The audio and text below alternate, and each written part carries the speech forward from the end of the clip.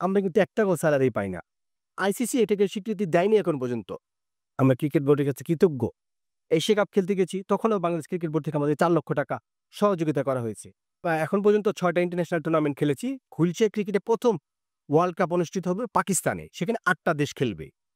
আসসালামু আলাইকুম দর্শক শ্রোতা, বাংলা স্পোর্টস থেকে আপনাদেরকে স্বাগতম। এখন আমরা কথা বলবো বাংলাদেশ হুইল চেয়ার ক্রিকেট টিমের অধিনায়ক মহসিনের সাথে।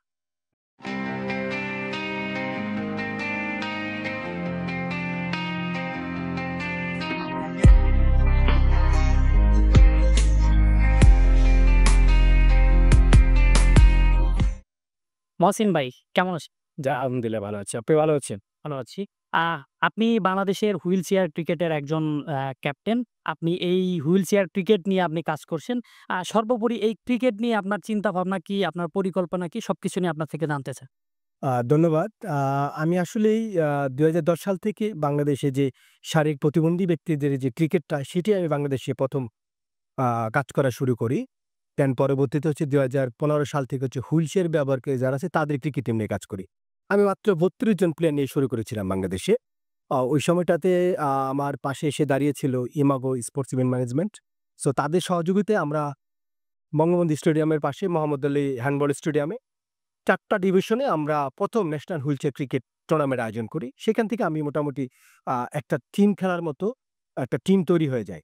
আসলেই যারা এই ন্যাশনাল টুর্নামেন্টে আসছিল তারা কখনো ক্রিকেট খেলেনি। সো ঐখান থেকে আমাদের মনে করেন যে যাত্রাটা শুরু এবং পরবর্তীতে আমরা ইন্টারন্যাশনালি টুর্নামেন্ট খেলতে যাই। সো এই হচ্ছে আমাদের মোটামুটি যে হুইলচেয়ার ক্রিকেটের যাত্রাটা শুরু। মহসিন ভাই, আপনার থেকে একটু জানতে চাই, হুইল চেয়ার ক্রিকেট আসলে অনেক আগে থেকেই শুরু করেছেন। তো হচ্ছে আপনারা কোনো ম্যাচ বা ইন্টারন্যাশনাল ম্যাচ কোথায়, কোথায় খেলেছেন একটু ইন ডিটেইলস জানতে চাচ্ছি আর। আচ্ছা, আমরা এখন পর্যন্ত ৬ টা ইন্টারন্যাশনাল টুর্নামেন্ট খেলেছি। ৬ টা থেকে ৩ টাতে চ্যাম্পিয়ন, ৩ টাতে রানার আপ। আমাদের ২ টা এশিয়া কাপ আমরা খেলে আসছি।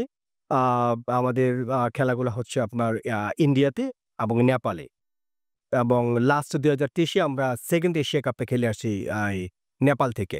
ওইখানে আমরা ৩য় স্থান অধিকার করেছিলাম। ওইখানে প্রায় ৪ টা ৫ টা দেশ সেখানে জয়েন করেছিল।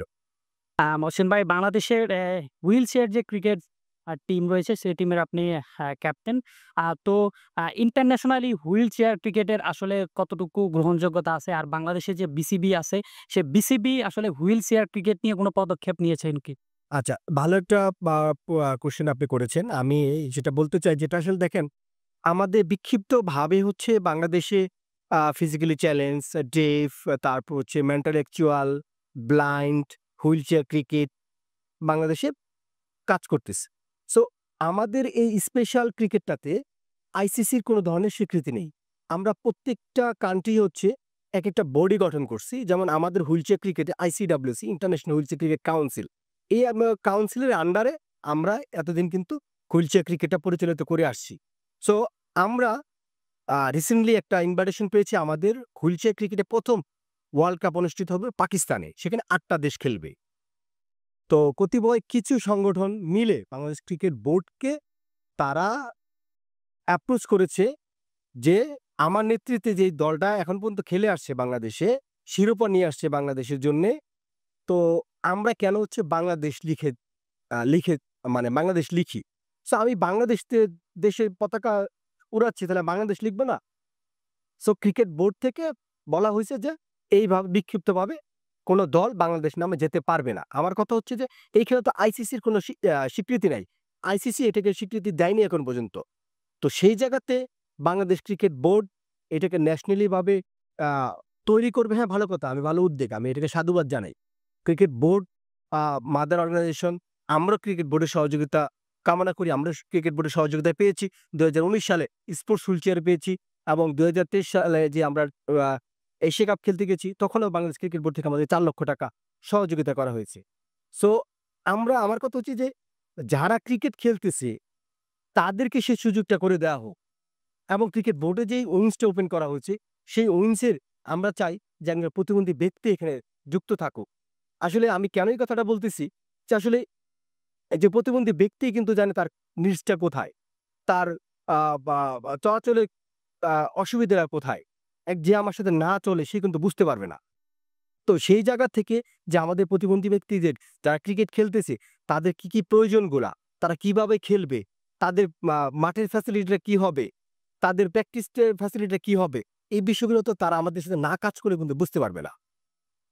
তো আমি চাই যে ক্রিকেট বোর্ডে আমাদের মতো যারা ক্রিকেট নিয়ে কাজ করতেছে, কিছুদিন আগে কিন্তু তামিম ইকবাল ভাই একটা কথা বলেছে যে রিকোয়েস্ট করেই বলেছে যে যারা ক্রিকেটের সাথে যুক্ত তেমন ব্যক্তিরাই যেন হচ্ছে স্পোর্টসে ক্রিকেটের সাথে যুক্ত হয়। তা আমরা আ যখন আকরাম খান স্যারের সাথে একটা প্রেস কনফারেন্সে দেখলাম কিছু লোক তারা কখনো ক্রিকেট ব্যাট ধরে নাই। হুইলচেয়ার ক্রিকেটে তারা কখনো হুইলচেয়ারে বসে ক্রিকেট খেলে নাই। সেইসব ব্যক্তিরা আইসা অবজেকশন জানায় যে, "আমি বাংলাদেশ লিখতে পারব না।" আমি কেন বাংলাদেশ লিখতে পারব না? আমি বাংলাদেশ হয়ে আমি বাংলাদেশের সন্তান। আমি বাংলাদেশের পতাকা আমার কাঁধে নিয়ে উড়াচ্ছি। আমি যখন এর আগে খেলতে গেছি তখন তো বাংলাদেশ ক্রিকেট বোর্ড আমাকে নিষেধ করে নাই। তাহলে আমাকে এখন কেন নিষেধ করবে? আচ্ছা, মহসিন ভাই আপনার থেকে আরেকটা জিনিস জানতে চাই যে, আপনি দীর্ঘদিন যাবৎ হুইল চেয়ার ক্রিকেট টিমের সাথে রয়েছেন। আপনি এই ক্রিকেট টিমের একজন অধিনায়ক। তো আপনি আসলে স্পেশালি বাংলাদেশের কোন সংগঠন বা আ কোন সংগঠন থেকে আপনি মানে আপনার হেল্পিং হ্যান্ডটা পাচ্ছেন হ্যাঁ, এটা বলছি আসলে আমরা মূলত ভাইয়া আমাদের যখন টুর্নামেন্ট থাকে, আমরা টুর্নামেন্ট বেসিস হচ্ছে বিভিন্ন কোম্পানির কাছে তাদের সিএসআর যে ফান্ডটা থাকে, সিএসআর ফান্ড এর জন্য আবেদন করি। তারা হচ্ছে আমাদেরকে ওইখান থেকে যেমন আমাদেরকে ওরিয়ন গ্রুপ আমাদেরকে সহযোগিতা করছে। ব্র্যাক ছিল, গ্রামীণফোন আমাদের সাথে ছিল, সামিট গ্রুপ, তারপর টিম, হ্যাঁ? এদের সহযোগিতা নিয়ে কিন্তু আমরা এখন পর্যন্ত খেলে আসছি। বাংলাদেশ ক্রিকেট বোর্ড থেকে যেটা বললাম যে ২০১৯ সালে ২১ টা স্পোর্টস হুইল চেয়ার পেয়েছি এবং ২০২৩ সালে ৳৪,০০,০০০ আমরা সহযোগিতা পেয়েছি। আমরা কিন্তু এখনো প্রায় ৳৮,০০,০০০ উপরে ঋণ আছি। লাস্ট যে টুর্নামেন্টে খেলে আসছি। আমাদের টিমের যে ভাইস ক্যাপ্টেন এই রিপন উদ্দিন, ও এখনো আমার কাছ থেকে ৳৩,০০,০০০ পায়। সো এইভাবে কিন্তু আমরা আপনার কি বলে মানুষের কাছ থেকে সহযোগিতা নিয়ে কিন্তু এখন পর্যন্ত এইভাবে আসছি। আপনারা জানবেন যে জেনে খুশি হবেন যে আমরা কিন্তু ডিভিশনাল ৪ টা ক্লাবও কিন্তু আমরা প্রতিষ্ঠা করেছি। ডিভিশনাল। আমরা কিন্তু ন্যাশনাল টুর্নামেন্ট কিন্তু আয়োজন ৪ টা ন্যাশনাল টুর্নামেন্ট আমরা আয়োজন করেছি। আমরা ২০১৯ এর লাস্টের দিকে আমরা ইউএস এম্বাসিতে একটা প্রজেক্ট করেছিলাম। এর আন্ডারে আমরা কিন্তু হচ্ছে আপনার এই কি বলে একটা উইমেনস হুইলচেয়ার ক্রিকেট টিম আমরা কিন্তু তৈরি করেছি। প্রায় ১৭ জন উইমেনস হুইলচেয়ার ইউজার আছে। যেমন আমাদের লাস্ট যে আ 3 ডিসেম্বর ইন্টারন্যাশনাল ডিসেবল ডে উপলক্ষে আমাদের ইউএনডিপি খেলবেই বাংলাদেশের সহযোগিতায় আমাদের একটা অ্যাওয়ারনেস ক্রিয়েট এমপ্যাথি ক্রিয়েট করার জন্য আমাদের একটা টুর্নামেন্ট একদিনের একটা ম্যাচ হয়েছিল। সেখানে শান্ত ভাইয়া ছিল, তারপর সালমা আপা ছিল, তারপর হান্নান সরকার ভাই ছিল, জাবেদমণি বেলিন, ধানমন্ডিতে আমাদের একটা অ্যাওয়ারনেস ম্যাচ হয়েছে এবং তারা কিন্তু আমাদের হুইল চেয়ারে বসে তারা কিন্তু ক্রিকেটটা খেলছে। বাট যে আমরা যে হুইল চেয়ারে বসে ক্রিকেটটা খেলছি জাস্ট মানে একটু ফিল করার জন্য যে আসলে আমাদের আ বা শত বাধা থাকা সত্ত্বেও যে আমরা হুইল চেয়ারে বসে ক্রিকেটটা খেলছি, ওই ফিলটা নেওয়ার জন্য ইউএনডিপি এবং খেলবে বাংলাদেশ এরকম একটা উদ্যোগ নিয়েছিল। তা আমরা দেখি যে বাইরের দেশগুলাতে আ কি ধরনের ফ্যাসিলিটি আমাদের মতো স্পেশাল যারা স্পোর্টস এর সাথে জড়িত তারা পাচ্ছে। বাট আমরা কিন্তু এক বিন্দুমাত্র কিন্তু আমরা সহযোগিতা পাচ্ছি। হোসেন ভাই আপনাকে একটা কথা বলতে চাই। সেটা হচ্ছে বাংলাদেশ ন্যাশনাল ক্রিকেট টিম তাদেরকে বরাবর মতোই ভালো একটা বেতন দেওয়া হয়। তাদেরকে ভালো সুব্যবস্থা দেওয়া হয়। আপনার হচ্ছে বিশেষ করে আপনারা অবহেলিত। বিশেষ করে আপনারা একটু আ স্বাভাবিক মানুষ থেকে একটু অস্বাভাবিক মানুষ। সেই ক্ষেত্রে আপনাদেরকে আরো বেশি আসলে হেল্প করার কথা। আপনারা কি সেই পরিমাণ আসলে হেল্প পাচ্ছেন কিনা? না ভাই, আমরা সেই পরিমাণে কোন ধরনের কোথাও থেকে কোন ধরনের সহযোগিতা পাচ্ছি না। আমরা চাই যে আমাদেরকে লং টার্ম কেউ একটু সহযোগিতা করুক। সেটা ক্রিকেট বোর্ড হোক বা বিভিন্ন আ স্বেচ্ছাসেবী সংগঠনগুলো আছে, বড়, বড় কর্পোরেট হাউস গুলো আছে, তারাও যদি আমাদের পাশে একটা এগিয়ে আসে, তাহলে কিন্তু আমরা এই আ কন্টিনিউয়াসলি এই ক্রিকেটটাকে আ আমাদের পেশা হিসেবে নিতে পারি। সো আমরা দেখেন আমাদের মেক্সিমাম প্লেয়ার কিন্তু হচ্ছে তারা বিভিন্ন ধরনের আ কাজ-কাম করে কিন্তু খাচ্ছে। অনেকে ভাবে যে আমরা বাংলাদেশ হুইলচেয়ার ক্রিকেট টিমের প্লেয়ার, আমাদের হয়তোবা ক্রিকেট বোর্ড থেকে আমাদেরকে সেলারি দেওয়া হয়। আমরা কিন্তু ৳১ সেলারি পাই না। আমরা যখন কোভিড ছিল তখন বাংলাদেশ ক্রিকেট বোর্ড থেকে আমাদের প্রত্যেক প্লেয়ারকে ৳১০,০০০ টাকা দিয়েছিল। এই সহযোগিতা আমরা ক্রিকেট বোর্ড থেকে পেয়েছি। আমরা ক্রিকেট বোর্ডের কাছে কৃতজ্ঞ যে তারা ওই কোভিডের সময় আমাদের পাশে এসে দাঁড়িয়েছিল। আমি আরেকটা বিষয় আপনাদেরকে একটু বলতে চাই। একেক আপনার ন্যাশনাল প্যারা অলিম্পিক কমিটি নামে একটা আছে বাংলাদেশে। ওই মানে সব ধরনের প্রতিবন্ধী ব্যক্তিদের নিয়ে ওই স্পোর্টসটা তৈরি হয়। প্যারা অলিম্পিক হয়। বাংলাদেশে ওইটার বডি আছে।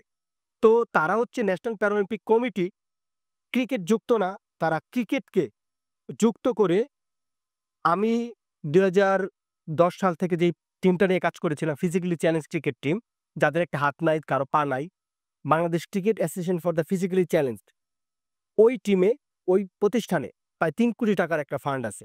২০১৪ সালে আকরাম খান স্যার এটাকে ব্যবস্থা করে দিয়েছিল। তো ওইটা এফডিআর করে রাখার পরে মোটামুটি তাদের ভালো একটা অ্যামাউন্ট হইছে। সেইখান থেকে টাকা নিয়ে তারা ন্যাশনাল প্যারালিম্পিক কমিটির আন্ডারে তারা ৪ জাতি ফিজিক্যালি চ্যালেঞ্জ টুর্নামেন্ট আয়োজন করছে। আকরাম খান স্যার সেটা সহযোগিতা করেছে। কক্সবাজারে সেই টুর্নামেন্টটা হয়েছিল। সেইখানে সাবেক সরকারের প্রধান ১০ কোটি টাকা অনুদান দিছে। সেই টাকাটা তো যাওয়ার কথা হচ্ছে ফিজিক্যালি চ্যালেঞ্জ ক্রিকেট টিমে। সেই টাকাটা তারা হচ্ছে প্যারালিম্পিক কমিটিতে নিয়ে গেছে। এবং প্রতিবন্ধী খেলোয়াড় যারা আছে কোনো ধরনের সুযোগ সুবিধা ন্যাশনাল প্যারালিম্পিক কমিটি থেকে পায় না। এবং আরেকটা বিষয় আমি একটু বলতে চাই, প্যারিসে শুটারে আপনার ২ জন হুইলচেয়ার ব্যক্তির সাথে ১৫ জন অফিসিয়াল নিয়ে তারা একটা বহর যেতে চেয়েছিল প্যারিসে। সেটা হচ্ছে আমরা যুব ক্রীড়া উপদেষ্টার মন্ত্রণালয়ের উপদেষ্টা বরাবর একটা চিঠি দিয়ে সেটা বন্ধ করে পেরেছি। এবং সেই ব্যক্তি এখনো পর্যন্ত সেক্রেটারি হিসেবে এখনো বহাল আছে। তো এই যে দুর্নীতিগুলা বা অনিয়মগুলা আমাদেরকে প্রতিবন্ধী ব্যক্তিদেরকে নিয়ে করছে, এটার আমরা একটা পরিত্রাণ চাই। এবং আমরা চাই যে প্রতিবন্ধী ব্যক্তিদের সংগঠনগুলা প্রতিবন্ধী ব্যক্তিরাই পরিচালিত করুক। আমি আপনার আরেকটা কথা বলি এখানে। আমি কিছুদিন আগে আমার যখন এই ওয়ার্ল্ড কাপের আমি যখন ইনভাইটেশনটা পেলাম, আমি ফেসবুকে যখন এটা একটা লাইভ করলাম, তখন হচ্ছে বাংলাদেশের যারা স্পোর্টসের রিপোর্টার সবাই প্রায় ৭০ থেকে ৮০টা চ্যানেল আমার এটা নিয়ে রিপোর্ট করছে। তারপর কিছু গ্রুপ আকরাম খান স্যারের কাছে আইসা তারা আবেদন করছে যে এই টিমটা বাংলাদেশ নামে যেতে পারবে না।